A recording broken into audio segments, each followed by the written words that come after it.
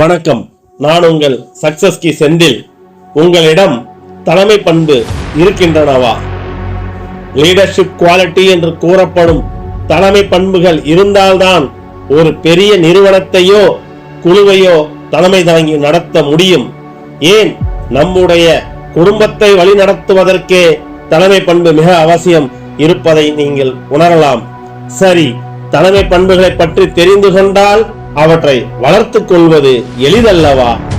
திறமையான தலைவன் செயல்களிலும் ஆட்களை வழிநடத்துவதிலும் கவனம் செலுத்துகிறான். திறமையான தலைவன் முடிந்த அளவுக்கு பிரச்சனைகளை ஏற்படாமல் தவிர்க்கிறான். அப்படியும் வந்துவிட்டால் அவற்றை திறம்பட எதிர்கொண்டு சமாளிக்கிறான். திறமையான தலைவன் தன்னுடைய நிறை குறைகளை முழுமையாக அறிந்திருக்கிறான். சிறந்த தலைவன் தமது குழுவில் பிரச்சனைகளை தானே தீர்த்து வைக்கிறான். சிறந்த தலைவன் எதையும் தள்ளி போடுவதில்லை. சிறந்த தலைவன் நேரத்தை மிகச் சரியாக பயன்படுத்துகிறான்.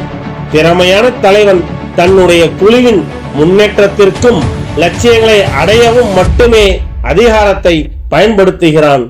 தன் நலனை விட பிறர் நலன் மேல் அக்கறை கொள்கிறான்.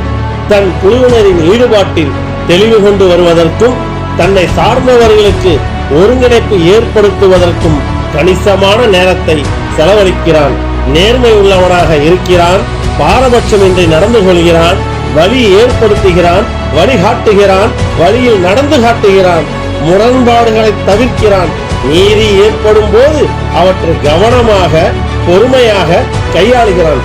ஆழ்ந்து யோசிக்கிறான். அவசரப்படாமல் முடிவு எடுக்கிறான்.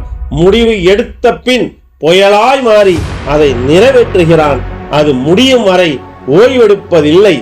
மற்றவர்களின் கருத்துக்களை கனிவுடன் செவிமடுக்கிறான். கருத்து சுதந்திரங்களை அனுமதிக்கிறான். ஆனால் விவாதங்களை எப்போதும் ஆதரிப்பதில்லை. பாராட்டும் போது அனைவர் முன்னிலையிலும் பாராட்டுகிறான். குறை கூறும் போது தனியாக அழைத்து குறைகளை எடுத்துச் சொல்கிறான். தன்னுடைய நோக்கத்தில் எப்போதுமே தெளிவாக இருக்கிறான். இத்தகைய குணங்களை நாம் வளர்த்துக் கொள்வதன் மூலம் நாம் ஒரு சிறந்த தலைவராக திகழ முடியும்.